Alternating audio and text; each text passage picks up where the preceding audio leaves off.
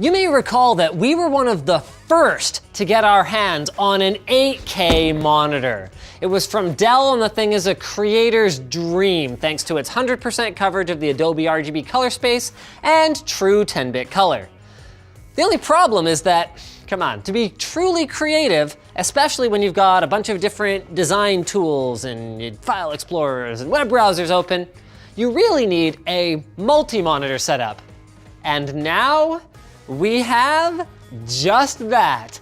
Today we're gonna be showing off a badass workstation with not one, but two 8K monitors, and we're gonna be powering those things with NVIDIA's brand spanking new $9,000 Quadro GV100.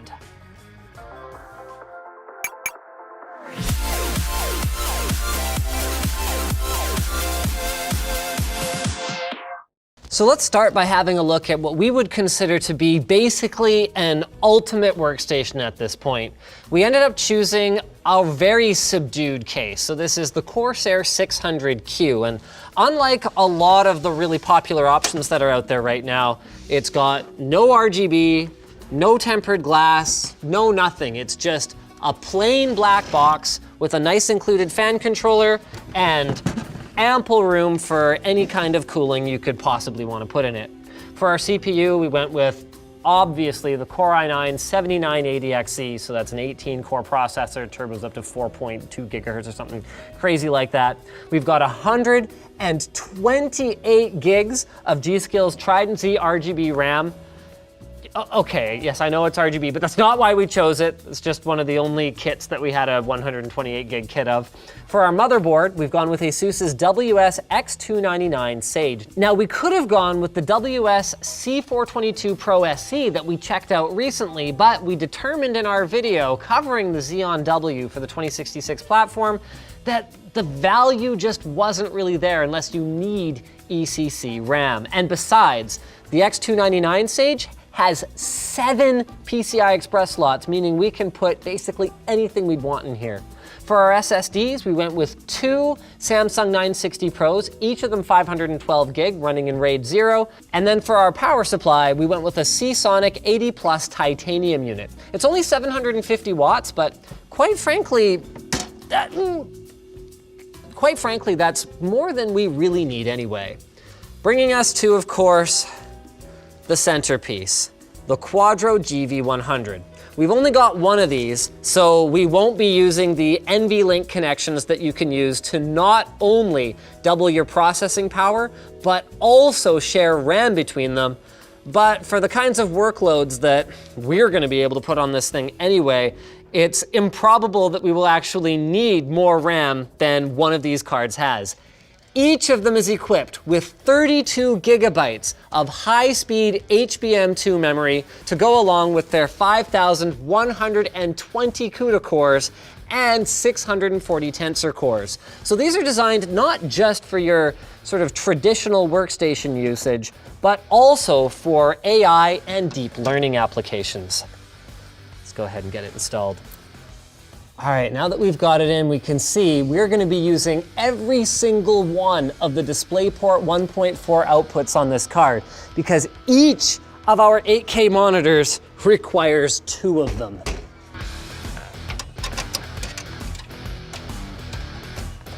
Okay, so while we wait for this to power up, I wanna take you guys for a little tour of our desk here because, as you might have noticed, it looks really different from one of our more typical gaming setups, because when your focus is productivity, the kind of gear that you're using needs to be a little bit different. So first of all, obviously we'll get to the visuals in a little bit here, is sound. Now, gamers might want speakers, and the same actually goes for their headphones, that accentuate details that are important to gameplay, like, say, for example, the frequency of footsteps so that they can pick out where opponents are around them. Not so for content creators. So these here are Audio Engine's A5 Plus bookshelves. They have a flatter response curve, not quite like you would consider you know, a studio monitor grade response curve, but a flatter response curve, and they represent a good value because they can connect directly to your PC, unlike some other monitors that used balanced XLR inputs, for example. Now for audio, again, for the typical gamer, pretty much anything will do. You can actually use your onboard audio, no issues there. But we've gone with a combination from Shit Audio. So yes, that is what they're actually called, I know. So we've got our Modi 2, this is a DAC, and then we're using a Valhalla 2 amp that should pair really nicely with our Odyssey LCD 2s. Now, to be clear, the LCD 2s are, especially now that they've been replaced by other models, not necessarily the be-all and end-all of headphones, but what they are is an open-backed design giving a very natural soundstage, and they use planar magnetic drivers, so to put it in layman's terms, they sound absolutely bitchin'. I mean, this is something else. Obviously, we've seen one of them before, but this amount of real estate. So, I mean, we're scaled at 300% right now. Come check this out. If I change it to 100%, look how small the cursor is. Look how small the start button is. Like, here, you open a web browser. This is the default window size.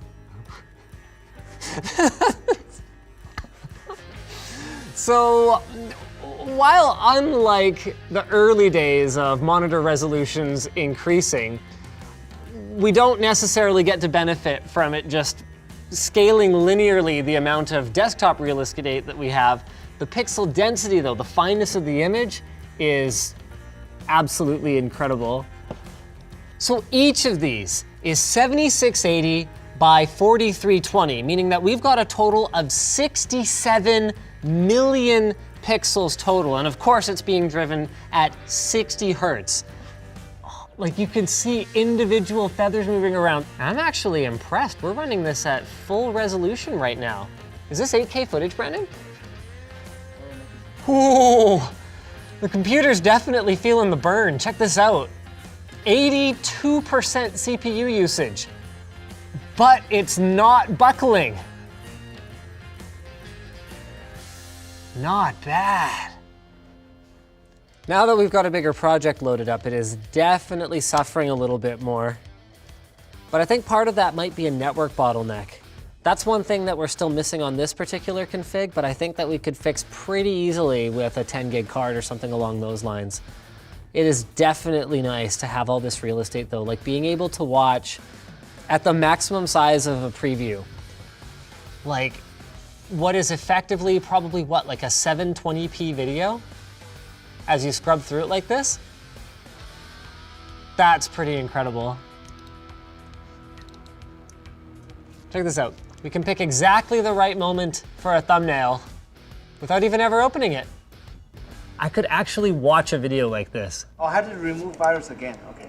Boom, 785 bucks. I gotta say, I do wish there was a way with our building layout to reconfigure our editors' machines so that they can use monitors like this.